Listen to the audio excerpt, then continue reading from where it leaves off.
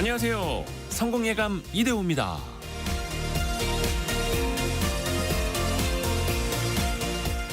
제품과 서비스를 선택하는 건 소비자 마음인데 소비자가 다른 경쟁 상품으로 쉽게 이동하지 못하는 경우가 있죠. 특정 제품이나 서비스에 익숙해졌거나 많은 데이터가 플랫폼에 저장돼 있거나 주변 사람들도 다 같은 걸 쓰고 있어서 쉽게 뭔가를 바꾸기 어려운 거죠. 이걸 락인 효과라고 합니다. 한 곳에 잠겨버렸다는 거죠. 빅테크 기업은 아예 생태계라고 불릴 정도입니다. 그곳을 벗어나는 것이 생태계를 옮겨가는 것만큼이나 힘들죠. 소비자는 한 곳에 락인될수록 불리해질 수밖에 없습니다. 기업들이 가격을 올리면 어쩔 수 없이 그 금액을 다 지불해야 하기 때문입니다. 전환 비용을 낮추기 위해서 우리가 노력할 필요도 있는데요. 다양한 플랫폼을 비교해보고 데이터를 다양한 곳에 백업해두고 장기간 결제를 지양하는 겁니다. 기업들은 소비자가 떠난다면 더 많은 수고와 비용이 들도록 장치를 만들어내고 있습니다. 반대로 소비자에게는 그 전환 비용을 낮추는 지혜와 힘이 필요하죠. 성공예감 이대호입니다. 시작합니다.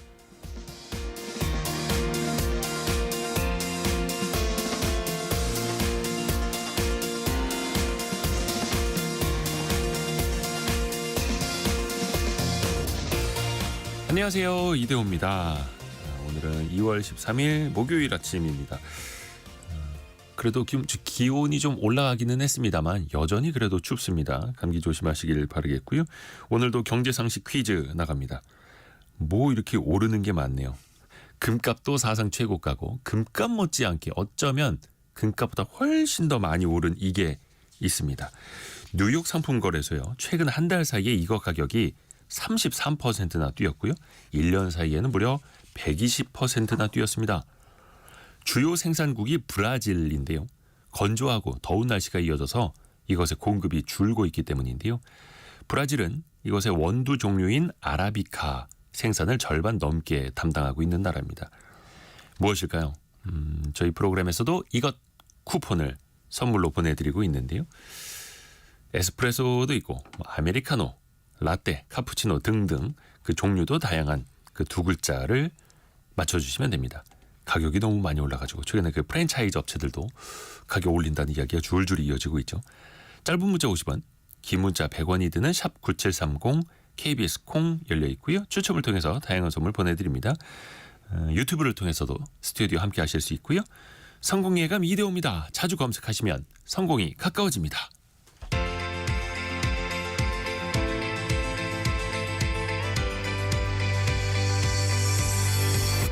KBS 1라디오 성공예감 이대호입니다. 5746님이 오늘은 사무실이 아니라 거래처 미팅이 있어서 나와서 듣습니다. 오늘 거래가 성사되면 참 좋겠습니다. 라고 보내주셨네요. 또 저희한테도 화이팅을 외쳐주셨고요. 5746님 아주 큰 거래 성사되시길 바라겠습니다.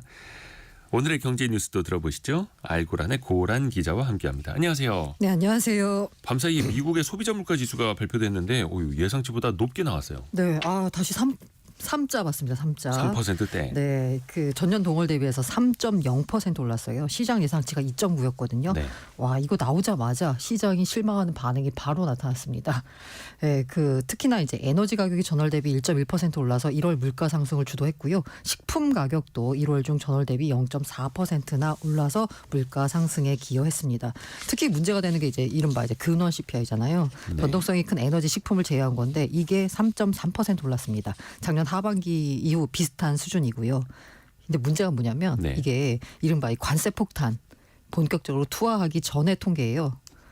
이 관세 폭탄 효과 어느 정도일지는 2월 CPI 봐야 알 수 있을 전망이거든요.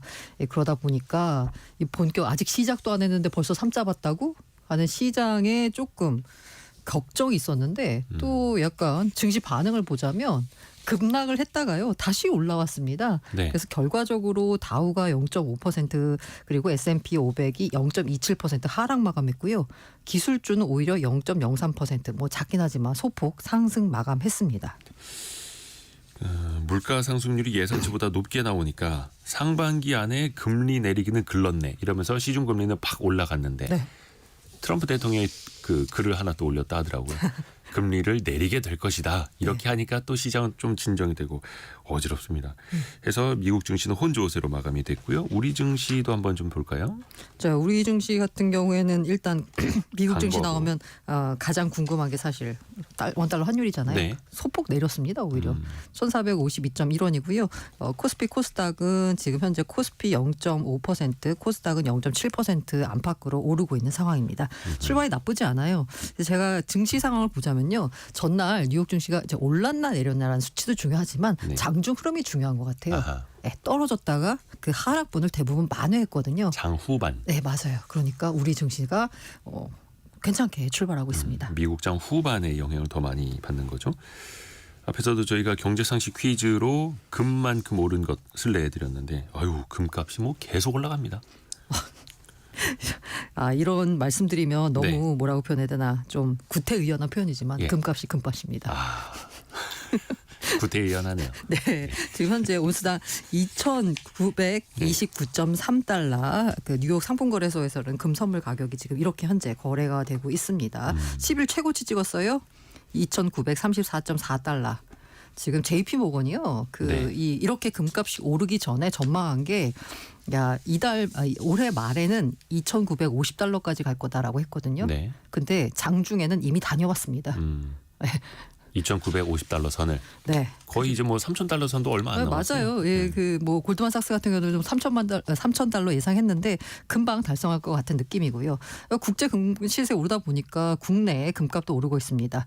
KRX 금 시세요. 12일 기준 그람당 15만 8,870원입니다. 네. 11일에는요. 15만 9,410원으로 거의 16만 원에 육박을 했고요. 금 거래 대금 역시 역대급을 찍고 있고요. 사실 금 투자할 때 많은 분들이 이용하시는 게 이 골드 뱅킹입니다. 이게 실물을 금에 투자하면은 부가세가 붙기 때문에 조금 좀 불리한 측면이 있어요. 들고 가는 게 아닌 이상. 그래서 많이 이용하시는 게 골드뱅킹이거든요. 네. 이거는 금을 마치 적금처럼 투자할 수 있는 건데 이게 신한은행과 우리은행이 주로 취급하고 있는데 10일 기준으로 해서 27만 7천억의 역대 최다를 기록했습니다. 골드뱅킹으로도 돈이 몰리는 거고 네. 그러다 보니까 참 희한한 일도 생겼습니다. 조폐공사가 우리 이제 금을 조달하기가 힘들어요. 골드바 판매를 좀 중단해 주세요. 이렇게 요청하는 일도 생겼어요. 네, 이 골드바를 판매하는 곳이 좀 여러 곳 있거든요. 근데 그 가운데서 조폐공사가 이 공사이다 보니까 뭔가 믿음이 가잖아요. 네. 그리고 약간 굉장히 예쁘게 이렇게 재련해가지고 다듬어가지고 나옵니다. 골드바를 파는데 여기도 그냥 뭐 땅 파서 만드는 건 아니고 금이 있어야죠. 금을 사갖고 와서 그렇죠. 이렇게 이제 제조를 하는 거거든요. 그런데 쉽게 말해서 이 금 원자재를 구하기가 너무 힘든 거예요. 그런데 앞서 말씀드린 대로 수요는 엄청나게 몰리고 있거든요. 지금 현재. 그러다 보니까 이거 더 이상 이 원자재 조달은 안 되는데 수요는 몰려. 우리 더 이상 못 팔겠다라고 해가지고요. 그 오프라인 매장 그리고 13곳의 금융기관 4곳의 전통시장 유통사에다가 우리 이제부터 골드바 판매 중단하겠습니다라고 공지를 냈습니다. 사실 주문권은 원자재 수급 상황에 따라 차례대로 제작돼서 배송되는데 보통 구입 후 4영업일 이내 인도 조건으로 판매가 됩니다. 네. 4일 안에 이제 실물을 받아볼 수 있다는 거죠. 그런데 말씀드린 대로 이 원자재 수입이 너무 어렵다 보니까 이 판매가 이게 어렵다. 그러니까 아예 일단 중단을 했고요. 수익금이 국내에 들어오는 뭐 소요기간 이런 거 고려하면 아마 4월부터 판매가 가능할 것으로 예상이 되고 있지만 금 수요가 사실 우리만 있는 게 아니라 해외도 있어가지고요. 네. 불확실합니다. 그래서 국민은행은 어제부터 골드바 판매 중단했고요. 우리은행, 하나은행은 아까 제가 조폐공사 말고 다른 것도 만든다라고 했잖아요. 네. 그 다른 업체 통해서 공급받던 골드바 판매를 계속할 예정인데 이게 사실 금 1kg짜리 골드바가 비싸니까 미니 골드바라고 해서 뭐 그램 10g당 뭐 이렇게 100g당 작은 이렇게 거. 작은 거 팔기로 했거든요. 네. 근데 우리은행은 1kg짜리만 팔고 있으니까요. 혹시 구매를 원하시는 분들이 있다면 요거 참조하시길 바랍니다. 참 그게 집 어딘가에 있으면 든든하긴 하죠. 하지만 골드바 같은 경우에는 사실은 뭐 안전자산 배분 측면에서는 좋은 수단이 될 수 있겠습니다만 시세 차익을 노리는 수단으로 굉장히 불리하거든요. 왜냐하면 세금 붙습니다. 일단은 판매 수수료, 네. 부가세 또 10% 있기 때문에 일단은 사자마자 손해를 보고 시작하는 거여서 금 투자를 하실 분들은 뭐 금 ETF나 한국거래소 금 현물 시장 차라리 그쪽을 이용하시는 게 더 나을 수도 있습니다. 물론 금 덩어리가 주는 만족감도 있겠습니다만 진짜 금값이 금값이다 보니까 요즘 좀 새로운 현상도 많이 나타난다면서요. 사실 이 반지하면은 우리 돌잔치 때 한돈 반지였잖아요. 네. 근데 한돈이 지금 현재 반지로 뭐 세금까지 하고 나면 60만 원입니다. 3.75g. 예. 이거 선물로 주기가 좀 부담스럽죠. 돌잔치에 60만 원 이상을 선물할 수 있는 관계면은 뭐 예. 그러다 보니까 요새는 반돈 반지나 요게 신박합니다. 1g 금반지가 등장했습니다. 예전에는 반돈만 해도 좀 약간 괜찮았는데 민망했죠. 근데 반돈이 이제 30만 원이니까. 맞아요. 반돈도 이제 민망하니까 아예 1g 반지 요거가 유행이고요. 예. 가성비가 높은 금제품이다라고 하고 있습니다. 1g이면은 너무 얇지 않을까요? 반지가. 네. 그래서 소셜 커머스 플랫폼 보시면요. 예. 돌반지 검색하면 0.5g 반지, 그러겠어요. 1g 금수저 같은 제품이 추천 상품으로 뜨고요.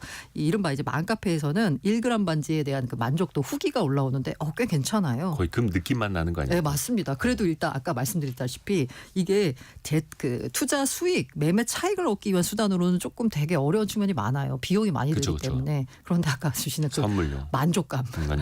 만족감 선물용으로 해서 받았을 때 그 받는 분이 느끼는 그 기분. 그래도 뭐 돌잔치 때 요즘 뭐 돌잔치도 많이 안 하십니다만 손가락에다 뭐 반지는 끼워놓고 맞아요, 사진을 찍어야 맞아요. 되는데 그런 측면에서 인기를 끌고 있다라고 합니다. 가성비 금제품이고요. 그리고 또 요새 화제가 되고 있는 게 바로 이 황금 박지상 들어보셨죠? 그 한평 네, 맞습니다. 경남 한평군 이게 2008년에요. 27억 들여서 제작했거든요. 그 27억 들여서 네, 제작 당시에는 이게 뭐 하는 짓이냐. 세금 낭비다. 혈세 낭비다. 그렇죠. 이게 그 한평에서 천연 기념물이자 멸종위기 1급이 황금박쥐 162마리가 발견이 됐대요. 네. 요걸 기념하기 위해서 만든 건데 아까 만들 당시 27억 원 들였는데 세금 낭비다 요걸 먹었는데 네. 지금 이거 금값이 올라서요. 지금 현재 261억 5천만 원. 잠시만요. 2008년에 완성된 황금박쥐상 네. 27억 원 들였는데 지금 260억이 넘은 거의 거예요. 10배 수익. 그래서 그 이제 성공적인 투자 테슬라 엔비디아보다 낫다 뭐 이런 얘기가 돌고 있습니다. 10배. 이거 사진 찾아보시면 아시겠습니다만 그 박물관에 전시가 돼 있더라고요. 이게 좋은 게 뭐냐면 지금 현재 이 금값이 올라가지고 이른바 이제 매매 차익 얻은 것도 있지만 그 투자 수익도 있지만 요게 또 그렇게 관광객을 많이 불러 모은다라고 합니다. 그거 보러 가려고. 네, 맞아요.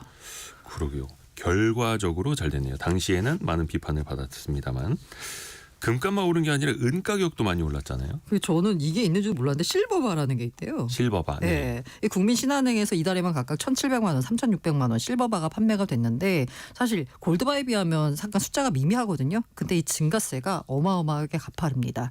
지금 현재 영업일 7일밖에 안 됐어요. 영업일 기준으로 보자면 이달 들어서. 근데 이미 판매 규모가 지난달 판매액의 90% 수준. 가파르게 늘고 있는 거죠. 그래서 국민은행 같은 경우에는 한국금거래소에서 실버바를 받고 있는데 배송 지연을 통보받기도 했다라고 합니다. 그 국민은행 관계자가 설명하는 게요. 골드바 판매 중단되니까 사람들이 야 그럼 골드 그 다음은 뭐냐 실버다 해서 실버바에 대한 문의와 관심이 늘었다라고 합니다.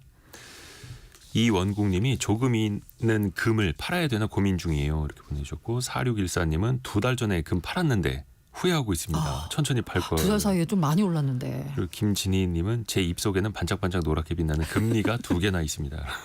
그러고 보니까 저도 하나 그러네요. 있네요. 보유하고 네. 있습니다. 거기서 만족감을 찾을 수 있고요. 또 주식시장에서 다음 달부터 큰 변화가 생깁니다. 네. 대체거래소가 출범하죠. 네, 대체거래소 같은 경우에는요. 이게 우리나라 같은 경우에는 한국거래소 독점 체제잖아요. 네. 요거 이제 거래 편의성 및 독점 체제의 완화를 위해서 해외에서는 대체거래소가 많습니다. 근데 우리나라는 첫 번째고요. 이게 이제 한국거래소가 독점한 증권시장 인프라 다양화하고요. 이른바 그 서비스 만족도를 높인다라는 의미인데요. 금융위원회가 넥스트레이드라는 곳에 투자중개업 본인가를 냈습니다. 네. 다음 달 4일부터 국내 최초로 대체거래소가 출범을 합니다. 대체거래소는요. 거래소가는 여러 가지 역할 중에 뭐 상장도 있고 뭐 그 예탁원에 예탁해서 뭐 결산 뭐 여러 가지 일이 있잖아요. 이거 다 안 합니다. 거래만 중개합니다. 그래서 그 넥스트 트레이드 출범 이후에 일단은 다 하진 않고요. 네. 일부 종목부터 차차차 넓혀가는데 2주 동안 거래될 10개의 거래 대상 종목을 발표를 했습니다. 코스피에서는 롯데쇼핑, 제일기획, 코록인더스트리, LG유플러스, S-오일, 코스닥은 골프존, 공국제약, SFA, YG엔터테인먼트, 컴투스 이렇게 한 다음에 점차 3주차에는 110개, 4주차에 410개, 5주차에 800개로 거래 종목 확대할 예정인데요. 이거 제가 종목 말씀드렸잖아요. 어떤 느낌 드세요? 인기 없는 종목들. 아니 왜냐하면 네네. 명시적으로는 최종 800개까지 대체거래소에서 거래가 되도록 네네. 한다라고 하는데 일단 10개를 뽑았다라는 건 좋게 말하면 변동성이 적고 그쵸. 안정적인 그렇게 종목들. 설명해 주셔야죠. 그런데 나쁘게 말하면 인기 없는 종목들 이렇게 볼 수 있는 거죠. 출범 초기라서요. 아무래도 안정성을 고려한 선택이 됐습니다. 다음 달 4일부터 출범하는데요. 출범 기념으로 해서 넥스트레이드 시장 모든 거래에서 거래 수수료가 면제됩니다. 이게 이제 첫날부터 아마 거래량이 얼마나 됐는가 그리고 호가가 얼마나 촘촘하게 제시가 됐는가 혹은 호가가 너무 중간에 비어 있는가 막 이런 것도 많이 또 측정이 될 텐데 한번 지켜봐야겠습니다. 제 3월 생각에는 4일부터고요. 네, 이게 미장이 이렇게 활성화가 되기 전에는 이게 좀 인기가 있었을 것 같은데 왜냐하면 거래 끝나고 나면 좀 약간 또 심심해하시는 분들이 있거든요. 그런데 지금은 미장이 있어가지고 그렇죠. 이른바 대체 시장이 생겨버렸어요. 해외 시장이 거의 뭐 한두 시간 빼고는 계속 돌아가고 있고 그래서 그래도 잘 경제 우위가 됐으면 될지 합니다. 지켜봐야겠습니다. 그리고 서울시가 토지거래 허가구역 일부 해제를 했습니다. 네, 송파구 잠실동, 강남구 삼성대치, 청담 여기에 위치한 아파트 305곳 가운데 네. 291곳에 대한 토지거래 허가구역 지정을 해제했습니다. 여기 그 14곳의 재건축 아파트 단지 여기는 정말 투기 과열이 우려된다라고 해서 지정을 유지하기로 했고요. 그러니까 웬만한 곳은 다 해제가 된다라는 것인데 이 토지거래 허가구역의 도입 목적이 뭐냐면 투기적 거래를 막기 위해 도입이 됐어요. 네. 그런데 불구하고 여기까지도 해제를 한다는 얘기는 그만큼 부동산 경기 부양하겠다라는 의지가 담겼다라고 볼 수 있거든요. 여기 그 좀 걱정이 되는 게 또 있어요. 그런데 일단은 송파 잠실, 강남, 삼성대치, 청담 풀었는데 벌써 기사들이 쏟아집니다. 맞아요. 집주인들이 매물을 걷어들였다. 호가가 여기 뛰었다. 어떻게 될까요 앞으로? 말씀드린 대로 이거 지정한 목적이 뭐냐면 부동산 가격 안정이거든요. 여기를 중심으로 해서 가격이 오르면 이른바 옆으로 또 이렇게 번져갑니다. 상승세가. 그래서 일단 그 원점 중심을 잡아야 되겠다라고 해서 토지거래 허가구역을 묶은 건데 그걸 네. 푼다라고 하니까 거래량 늘고 집값 강세를 보일 가능성이 벌써부터 나타나고 있고요. 네. 강남권 일부 지역 중심으로 호가 강세를 나타내고 있습니다. 송파구 아파트 매매 가격은 서울 지역에서 유일하게 0.1% 지난주 이제 상승하기도 했고요. 네. 반등이 나타나고 있습니다. 게다가 요새 최근에 나타나고 있는 지유가 강남의 똘똘한 한 채잖아요. 이러다 보니까 그럼 여기가 그야말로 똘똘한 한 채를 살 수 있는 지역이잖아요. 그러다 보니까 이쪽으로 매수세가 몰리고요. 여기에서 상승을 시작으로 다른 지역까지 번지는 것 아닌가 걱정이 될 수밖에 없어요. 이게 걱정이고요. 다만 또 시장에서 얘기하는 거 그런데 대출 규제가 지난해 말부터 강화가 됐습니다. 사실 아파트 집 같은 거 살 때 대출 없이 사기는 좀 힘들잖아요. 네. 그래서 아파트 매매 시장이 지금 현재 주춤하기 때문에 당장 부작용 없다라는 의견도 있고요. 이 토지거래 허가구역이 해제가 되면 실거주 의무가 사라집니다. 이러면 좋은 점이 뭐냐? 전세 물량이 늘어나거든요. 이런 긍정적인 효과도 있기 때문에 영향은 좀 지켜봐야 될 것 같다라는 얘기도 나오고 있습니다. 실거주 의무가 없다라는 건 또 반대로 갭 투자도 가능하다라는 뜻일 네. 테고요. 한 30억, 40억짜리 집 사시는 분들이 대출을 과연 많이 걱정하실까라는 생각도 들고 어찌됐든 간에 지역별로 이제 집값 양극화 현상은 더 심해질 수는 있겠네요. 요거 하나 더 들어보죠. 공정거래위원회가 은행들을 조사하고 있어요. 네, 이게 뭐냐면 그 LTV 자료 공유했다라는 겁니다. 정보 교환 담합. 이라는 거예요. 23년에 조사를 진행을 했는데 결론을 내리지 못하고 다시 조사에 나선 겁니다. 이게 뭐냐면 국민, 신한, 하난, 우리 등 4대 은행이 20년에서 22년 7,500개에 달하는 LTV 자료를 공유하고 네. 그 비율을 비슷한 수준으로 낮춰서 금융소비자의 이익을 침해했다라는 겁니다. LTV는 부동산 담보로 은행이 돈을 빌려줄 때 대출 한도를 정하는 비율인데 공정위 주장이 뭐냐면요. 요거를 LTV 정보를 4대 은행끼리 교환을 해가지고요. 담합을 했다. 이용을 했다라는 겁니다. 근데 4대 은행 입장에서는요. 아니 이 LTV 비율 이거 은행 지점이나 아니면 애플리케이션으로 쉽게 확인 가능하다. 네. 게다가 대출 과정에서 제일 중요한 건 차주의 상환 능력이지 LTV 낮춘다고 해서 대출금리 오르고 결국 소비자 피해를 본다? 이거 공정위 주장 틀리다라고 양측의 주장이 첨예하게 맞서고 있습니다. 그래서 지난해 판단 보류 내렸는데요. 이번에 다시 조사한다라고 합니다. 알고란의 고란 기자와 함께했습니다. 고맙습니다. 네, 감사합니다.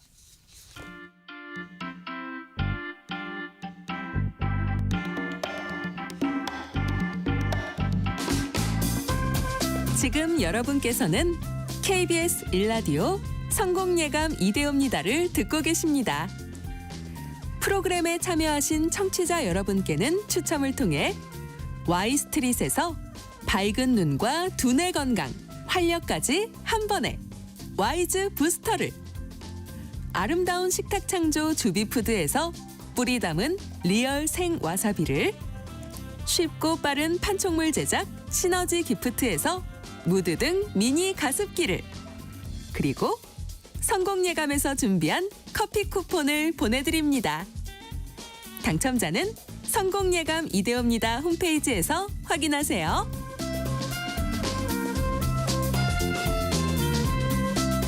방금 성우분 멘트 속에서 경제상식 퀴즈 정답이 나왔는데 한 10초 전에 나왔죠. 두 글자입니다. 이 음료의 원재료인 생두 가격이 연일 사상 최고치를 갈아치우고 있죠. 그래서 요즘에 뉴스 들어보시면 대형 프랜차이즈 업체가 어떤 이것 음료, 뭐 카페라떼나 아메리카노나 이 종류별로 얼마씩 올린다라는 뉴스 정말 끊이지 않고 나오고 있는데요. 또 하나, 관세청에 따르면요, 지난해 디카페인 이것의 수입량도 3년 전에 비해서 1.5배 늘었다고 합니다. 요거를 마시면은 잠을 잘 못 잔다라는 분들도 그 맛과 향을 즐기고 싶다라는 거죠. 오늘의 정답은 두 글자인데요. 최경화님이 이거 없이는 정신을 못 차리는데요. 유유. 그렇죠. 아침에 일어나서 꼭 이거 한 잔 해야 맑은 정신으로 출근하실 수 있는 분들 많죠. 그리고 2872님이 이걸 너무너무 좋아하는 덕후입니다. 오늘 이 쿠폰을 받는 건 성덕이 되는 거네요. 라고 보내주셨어요. 많이 좋아하시는군요. 한잔 하셔야죠. 같이. 그리고 8753님은 담배를 끊었더니 담배 피우는 타이밍에 이걸 마시게 되네요. 하루에 6잔 마십니다. 라고. 아이고, 그래도 좀 건강을 좀 체크를 하시면서 적당히 드셔야겠습니다. 5182님은 이 회사에서 납품 담당을 13년째 하고 있는데요. 제가 너무 많이 체험하고 있습니다. 라고 보내주셨네요. 최근에 그 가격 많이 오른 것도 정말 체감하시는 것 같습니다.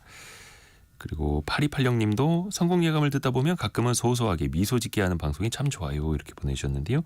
응원과 칭찬도 감사합니다. 자, 짧은 문자 50원, 긴 문자 100원이 드는 샵 9730이나 KBS 콩이 열려 있고요. 정답 두 글자 혹은 이것과 관련된 추억담도 보내주시면 감사하겠습니다. 그분들께 그 쿠폰을 보내드립니다.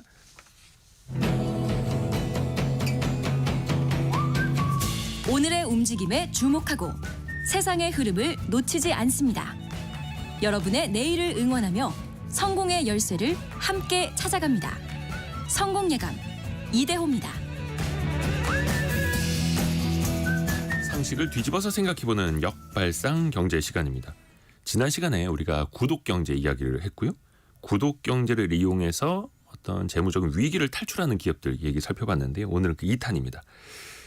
또 경기가 안 좋을 때 사람들이 구독을 취소하기도 합니다. 돈이 많이 들어가니까요. 그러면 기업들은 또 어떤 전략을 우리에게 취하게 될까요? 서울벤처대학원 전호겸 교수와 함께 알아보죠. 안녕하세요. 예, 반갑습니다. 역발상 경제의 전호겸입니다. 아무래도 경기 어려우면 주머니 사정 좀 안 좋으면 매월 나가던 거 하나씩 좀 정리하게 되잖아요. 음악 스트리밍만 해도 뭐 몇천 원 나가고 정수기도 매달 몇만 원 나가고 그러면 또 기업들은 이거 신경 안 쓸 수가 없고요. 그렇죠. 요즘에 이제 구독이 일상화되다 보니까 이제 구독료가 가정 경제 상당 부분을 차지하고 있거든요. 그렇죠. 앞으로도 더 커질 거로 보고 있고요. 제가 구독과 인플레이션 합쳐서 구독 인플레이션 단어를 작년인가 재작년에 만들었어요. 처음으로. 그때 쓸 때는 사람들이 언론에서 잘 안 받아주고 잘 안 썼는데 지금은 거의 신조어처럼 다 쓰고 있거든요. 구독 인플레이션. 그렇죠. 그 단어를 제가 처음 만들 때는 이게 진짜 그때 조금씩 오르고 있어가지고 이게 과연 그럴까 싶은데 지금은 이게 오늘 보니까 어떤 신문 봤더니 오늘이 가장 물가가 싸다 이게 헤드라인이더라고요. 그러니까 물가가 너무 비싸다 보니까 다들 이제 공감하는 단어가 된 거죠.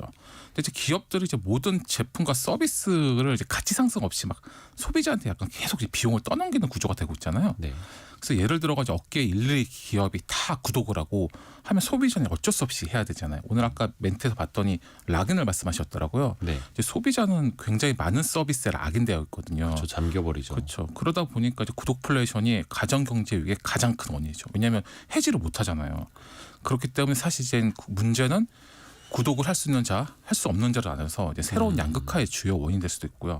또 이러다 보면은 주요 기업들만 잘 되고 아닌 기업들은 안 되다 보니까 네. 그런 기업들은 지속 성장도 어렵고 결국에는 파산할 수도 있고 그러다 보면 또 일자리가 줄어들고 일자리가 줄어들다 보면 구매력이 감소되고 이런 악순환이 되다 보면 결국에는 경제가 선순하지 못해가지고 기업한테도 궁극적으로 좋은 일은 별로 없거든요. 그렇죠. 그래서 이렇게 오르는 게 과연 좋은 건가 하는 의구심은 있죠.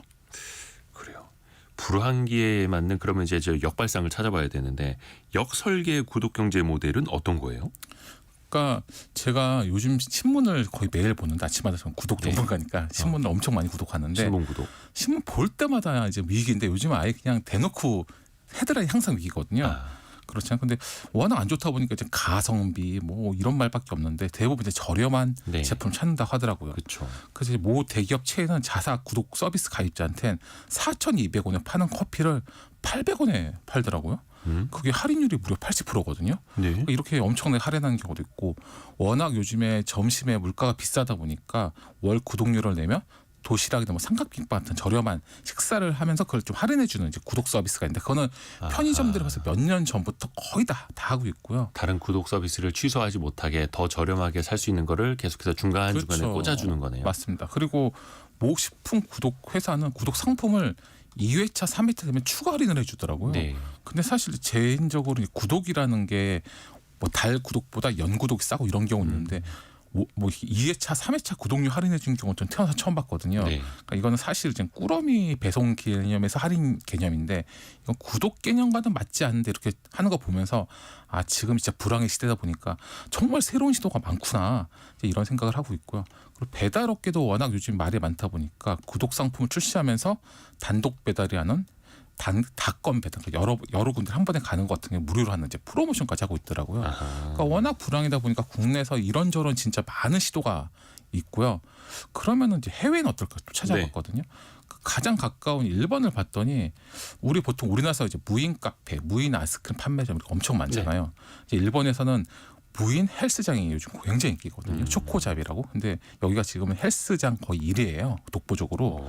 근데 여기 같은 경우에는 아예 헬스장비를 아끼기 위해서 사람도 안 쓰고 샤워장도 없고 옷도 안 주고 가면은 유일하게 운동기구만 있는 대신 월 한 3만 원 정도 더라고요. 그것도 괜찮은데요. 그렇죠. 저는 샤워장 필요 없어요. 땀잘 안 흘려요. 그냥 뭐 이렇게 바벨 몇 번 들고 올 거예요.라고 하는 분들한테는 니즈가 있겠네요. 그렇죠. 여기가 굉장히 재밌는데 딱 생각해보면 그 우리 동네에 가면 저희 동네에도 길거리에 이렇게 운동할 수 있는 예. 어르신들이 많이 운동하는 저도 가끔가다 하는데 거기 보면 헬스 기구만 있잖아요. 그렇죠. 공원 같은. 공원 같은 데가 무료인데 뭐 왜 3만 원을 내냐 이렇게 생각할 수 있는데 이제 여기 같은 경우에 한 1,000개 정도 지점이 있어가지고 출퇴근 시간에 왔다 갔다 하면 살 수도 있고 겨울에도 할 수 있는데 괜찮은데요. 근데 여기에 진짜 역발상이 숨어 있는데 저도 여기서 1등 이 정도면 1등 할 만한지 생각하는데 여기 월 3만 원 구독료로 헬스장뿐만 아니라 세탁, 네일아트, 필라테스, 제모, 치아미백, 안마의자, 노래방, 무인 카페, 워크스페이스 등 다양한 서비스를 이용할 수 있겠다. 월 3만 원에. 3만 원. 그래서 이거는 잘 되겠네요. 그래서 이게 처음에는 제가 재작년에 이걸 처음에 이렇게 알아봤을 때는 그 홈페이지 같은 이렇게 많지 않았는데 여기가 계속 늘어가면서 이 안에다 이런 서비스를 이것도 다 무인이에요. 그러니까 와서 내가 뭐 제모를 한다든지 치아 미백을 한다든지 필라테스 기구를 한다든지 아니면 그 세탁을 한다든지 이런 식으로 서비스를 엄청 늘린 거예요. 그래서 거의 지금 일본에서 거의 뭐 독보적인 수준까지 올라갔거든요. 그래서 이거 보면서 이게 단순하게 피트니스 센터 한계를 뛰어넘어서 그러네요. 이 구독을 정말 그 하나의 일상생활 플랫폼으로 늘릴 수도 있구나. 새로운 시도다 이런 생각을 하면서 굉장히 인상이 깊었습니다. 이것도 아마 일본도 우리만큼의 불황이잖아요. 더 오랜 불황이다 보니까 작은 가격으로 워낙 많은 걸 즐기고 싶은 사람이 많다 보니까 난 사람이 없더라도 내가 직접 하더라도 싸게 하겠다. 이런 니즈가 꽤 있는 거죠. 헬스장뿐만 아니라 세탁, 미백, 제모까지도 할 수 있는 되더라고요. 원스톱 구독료. 근데 아까 신승호 님도 그렇고 3759님도 보내주셨는데 우리나라에서는 무인 헬스장이 불법입니다. 그래요? 예, 한 명 이상 트레이너나 안전사고를 대비해서 직원이 상주해야 된다 이런 법이 있더라고요. 이건 또 규제와 관련된 내용이어가지고 다시 그 구독으로 돌아가서 그러면은 월 3만 원 구독료로 이 많은 걸 할 수 있게 한다. 그러면은 어찌됐든 간에 가격을 낮춰서라도 더 많은 사람을 모집하겠다 이거네요. 그렇죠. 정말 효과가 있을까요? 그렇죠. 왜냐하면 이거 관련돼 가지고 한 예가 있는데 이제 OTT 같은 경우에도 워낙 불황이다 보니까 광고용 모델을 넣어가지고 네. 보통 구독료보다 절반 가격으로 해서 지금 굉장히 많은 사람들이 가입하고 있거든요. 그리고 예를 들어가지고 무슨 네이버 멤버십 같은 플랫폼이 제휴를 통해서 OTT 서비스 같은 거 무료로 하는 경우도 있고 그래서 이런 여러 대기업들이 가격을 할인한다거나 아니면 제휴를 통해서 무료에 가깝게 해줌으로써 많은 사람들이 들어오고 있거든요. 그래서 실질적으로 숫자상으로도 지금 무료로 좀 가격을 할인해 준다든지 아니면 제휴를 통해서 무료로 해줄 경우에 굉장히 많은 사람이 들어가는 게 수치로도 보이고 있는 거죠. 이야. 그리고 또 하나 그 인공지능 시대다 보니까 AI 관련된 각종 구독 서비스도 정말 많아졌거든요. 근데 또 그것도 가격이 오르고 있어요. 만만치 않습니다. 맞습니다. 글로벌 빅테크 기업들이 이제 인공지능 이 개발 때문에 돈을 많이 쓰다 보니까 그렇죠. 이제 이거를 막 강제로 끼업하기 시작했는데요. 굉장히 많은 사례가 있는데 한 예가 우리 가장 많이 쓰는 이제 마이크로소프트인데 이제 올해 1월에 이제 클라우드 버전 사무용 솔루션 마이크로소프트 365라고 우리 워드나 엑셀 쓸 때 쓰는 거거든요. 이 구독료를 올렸어요. 왜 올렸냐? 본인의 생성형 AI 기능이 있는 코파일럿을 넣었기 때문에 올린 거예요. AI 기능을 붙이면서 가격을 올린. 그렇죠. 이게 미국 기준으로 보면 3달러인데 12년 만에 가격 인상을 한 거예요. 그러니까 뭔가 이제 건수가 생긴 거죠. 우리가 이렇게 저렴하게 올려줬어 이런 건데 거기까지는 좋은데 또 한국도 올렸더라고요. 한국도 1월부터 월 8,900원이던 걸 12,500원을 인상한 거죠. 거의 50% 가까이 오른 거네요. 꽤 오른 거죠. 근데 사실 이거 같은 경우에 이제 AI 개발 경제가 너무 좋은데 이 비용을 이제 소비자한테 전가하는 게 아닌가 하는 비판적인 시각이 있는 건 사실이죠. 아하. 근데 또 그 AI 시장에서는 또 투자비가 엄청나게 들어가고 그래서 구독료를 또 받을 수밖에 없고 또 사람들이 또 구독 취소를 하면 당연히 매출에 엄청 타격을 받을 수밖에 없겠고요. 맞습니다. 저는 이거를 한 단어로 아무리 대단한 AI 혁명도 구독 취소 버튼 한 번이면 끝난다. 이렇게 진짜 말하고 싶은데요. 왜냐하면 생성형 AI 시장의 대표 주자인 챗GPT 개발사의 오픈AI의 2024년 전체 매출 중에 수익이 75%가 구독료거든요. 그러니까 구독료 없이는 지금 수익이 안 나요. 그 왜냐하면 사실 모든 대기업이라든지 빅테크의 가장 큰 수입은 보통 광고거든요. 근데 지금 생성형 AI는 광고를 못하는 게 우리 써보신 분은 알겠지만 환강현상이 심해가지고 물어보면 얘가 없는 걸 진짜인 것처럼 말을 많이 하고 그래서 이거를 광고를 넣었을 때 소비자 딱 봤을 때 이게 무슨 소리야 이거 아니잖아 이럴 수가 있기 때문에 네. 신뢰가 떨어지기 때문에 광고를 못 넣고 있거든요. 그리고 이게 광고를 하려면 타겟팅이 정확해야 되는데 타겟팅을 위해서는 이제 데이터를 수집해야 되는데 그렇죠. 이 데이터 수집도 쉽지가 않아요. 지금 생성형 AI 이 시스템 상에. 그래서 사실 뭐 이제 생성형 AI 아. 회사들이 이제 뭐 광고를 좀 하려고 고민도 없고 챗GPT 같은 거 작년 말 같은 경우에 가겠다는 말은 했지만 현실적으로 어려워 못 하고 있거든요. 시간 문제겠죠. 언젠가는 그 챗GPT 답변 사이사이에 광고가 붙겠죠. 혹은 그 서비스랑 연결을 하거나. 그렇죠. 근데 사람들은 더 민감할 수밖에 없는 게 생성형 AI에 나의 생각, 질문 또 모든 자료들 막 PDF로 막 올리기도 하는데 그걸 얘가 다 학습해서 나를 이해하고 나에게 맞는 광고를 어디서 끌어온다 그러면 좀 섬뜩할 수도 있거든요. 그렇죠. 그래서 아마 당장은 우선은 몇 년 내에 이거를 시도는 하겠지만 과연 잘 될지에 대해서 약간 의구심이 있어가지고 결국에는 서치 기능 정도가 되지 않을까 이렇게 보는 경향이 있더라고요. 또 그럼 AI 업체들은 구독 취소를 막기 위해서 그럼 어떻게 하고 있습니까?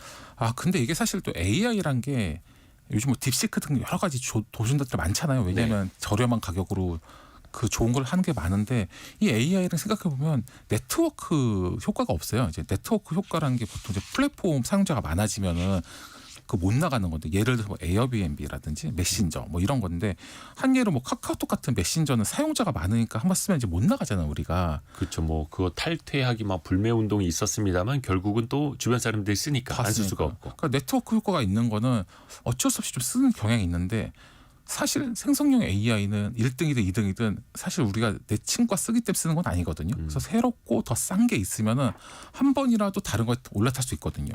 그래서 사실 굉장히 고민이 있기 때문에 우선 네트워크 효과를 늘리기 위해서 요즘에 생성형 AI 회사들이 다른 기업들과 엄청나게 그러니까 같이 협력을 많이 하면서 자기 시장을 넓히고 있고요. 그리고 우선 구독을 어떻게 선점하려고 치열하게 지금 다투고 있는 상황이죠. 또 하나 중요한 거. 대부분 구독 경제 시장은 대기업 중심이잖아요. 혹시 이런 구독 방식이 소상공인이나 자영업자한테도 도움이 될 수 있을까요? 어떤 방식이 있을까요? 그렇죠. 이 구독 경제가 사실 이제 초기 비용이나 그 장비나 기술 없이도 쓸 수 있잖아요. 저렴한 가격으로. 그러다 보면 소상공인이나 자영업자 경제 부담을 적게 하면서 새로운 기회를 찾을 수 있는 루트가 되기도 하고요. 그렇기 때문에 앞으로 이제 구독 경제가 소상공인이나 자영업자 많은 도움이 될 거라고 보고 있습니다. 네. 구독 모델 도입해서 자영업자들이 그러면 성공한 사례 있으면 좀 알려주세요. 한 예로 이제 외국 같은 게 도쿄랑 뉴욕 같은 거를 한번 예를 들 수 있는데요. 네. 도쿄 신주쿠에 있는 미로도에는 드링크 패스라는 구독 서비스가 있는데요. 드링크 패스. 500엔 우리나라 돈 5천 좀 안 되는데 이걸 하면 그 동네에 있는 카페나 저녁에는 뭐 술집에서 뭐 맥주라든지 커피를 먹을 수 있는 거예요. 한 잔씩.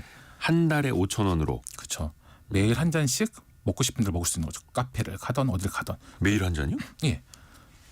너무 싼데 그럼. 그렇죠. 그러니까 근데 왜 하냐 싶는데 예. 이게 사실 우리가 보통 저 같은 경우는 그렇지만 혼자 가기 애매하니까 친구들 같이 가면 친구 것도 사주고 네. 친구랑 남자끼리 갔지만 카페에 앉았으면 심심하니까 뭐 이렇게 케이크도 사 먹고 그러잖아요. 네. 그럼 뭐 술집도 비슷할 테고 뭐 안주를 먹고 이러니까 사람들이 더 많이 가서 보통 방문객이 평균보다 한 10배에서 20배 증가했대요. 거의 그 사람은 거의 무료처럼 월 5,000원으로 하루 한 잔씩 먹을 수 있지만 같이 오는 사람은 결국 돈을 쓰게 된다. 그렇죠. 거의 뭐 골프장 회원권 같은 거네요. 그렇죠. 그리고 또 가가지고 내가 5,000원 공짜니까 지나가다 핫도그 새로 나왔네. 핫도그. 전 실제 그렇거든요. 그래서 뭐 새로 생각 먹어보고 싶잖아. 근데 요즘에 경기가 안 좋으니까 저 같은 경우 요즘에 안 먹는데 만약에 5,000원 무료다.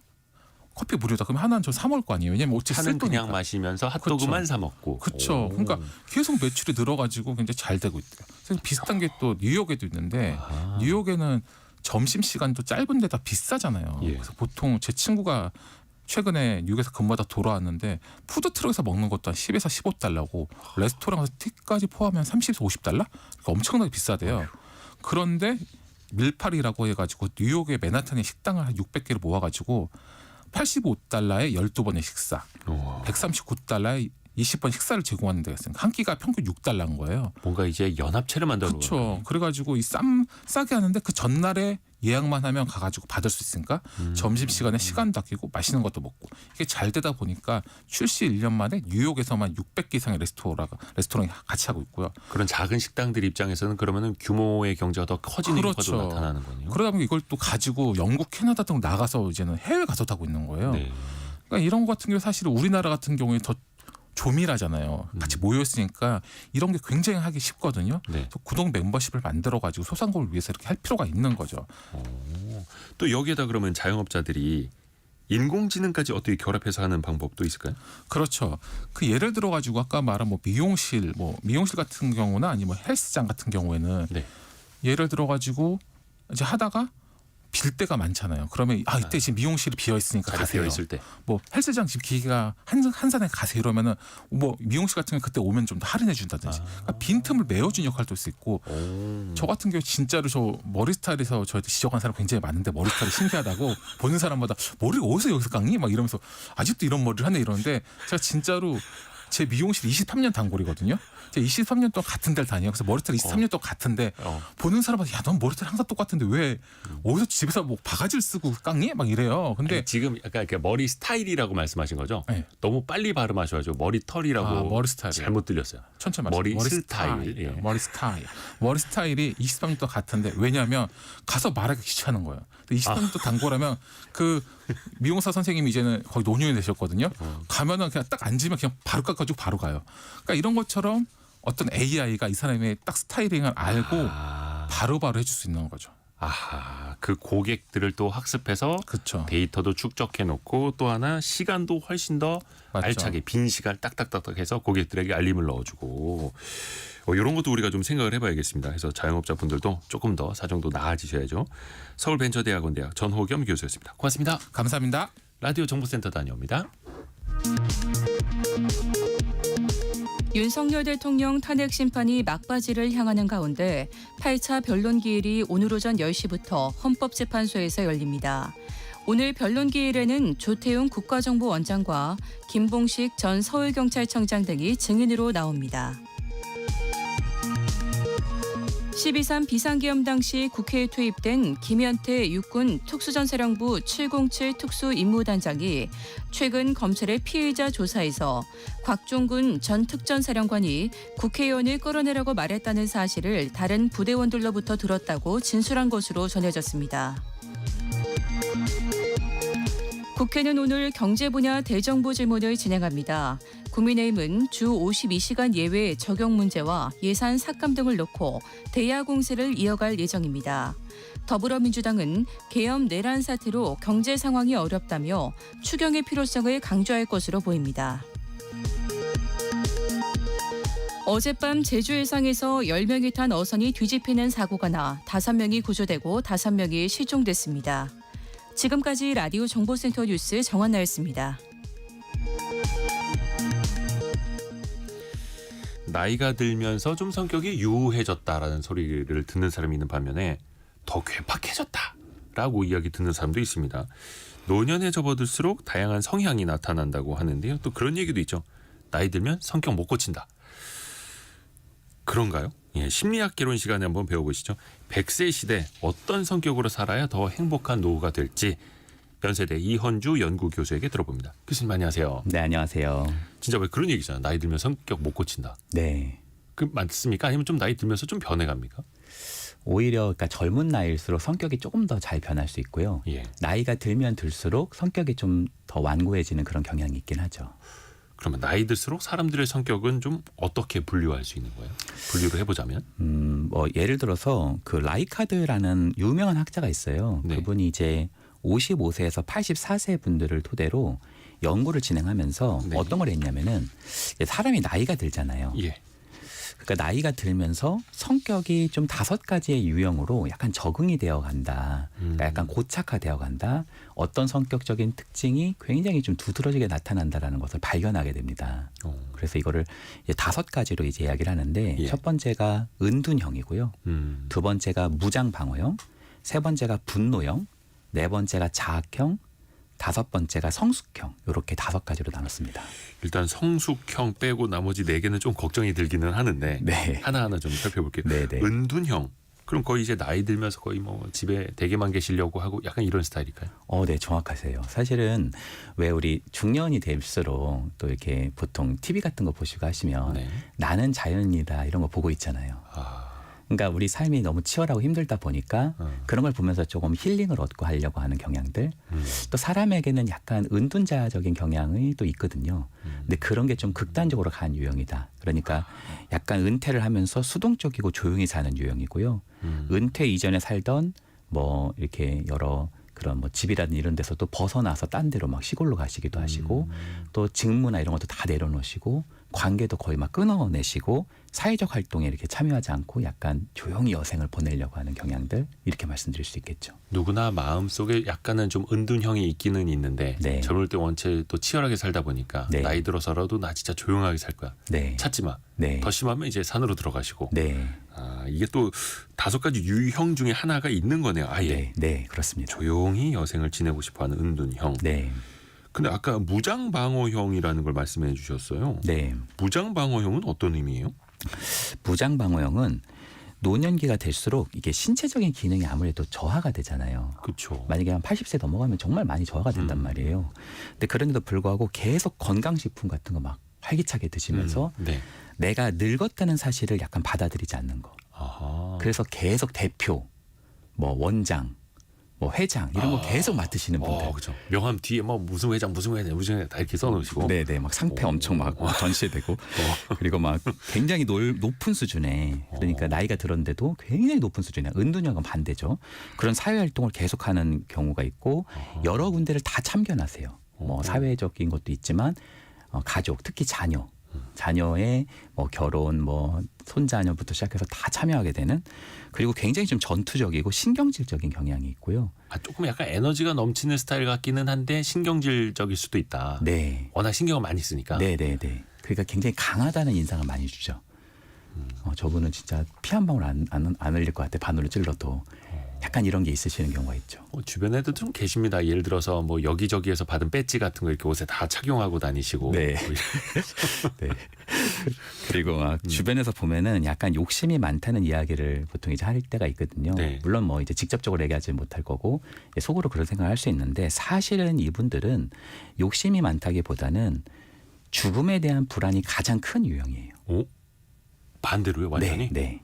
그러니까 뭔가 굉장히 당당해 보이시고 네. 쾌활한 것 같고 네. 강해 보이는데 네. 죽음에 대한 불안이 가장 큰 유형이 무장방어형이에요. 네. 노화의 불안을 벗어나기 위한 방어적 형태가 바로 무장방어형이다. 이렇게 말씀드릴 수 있겠네요.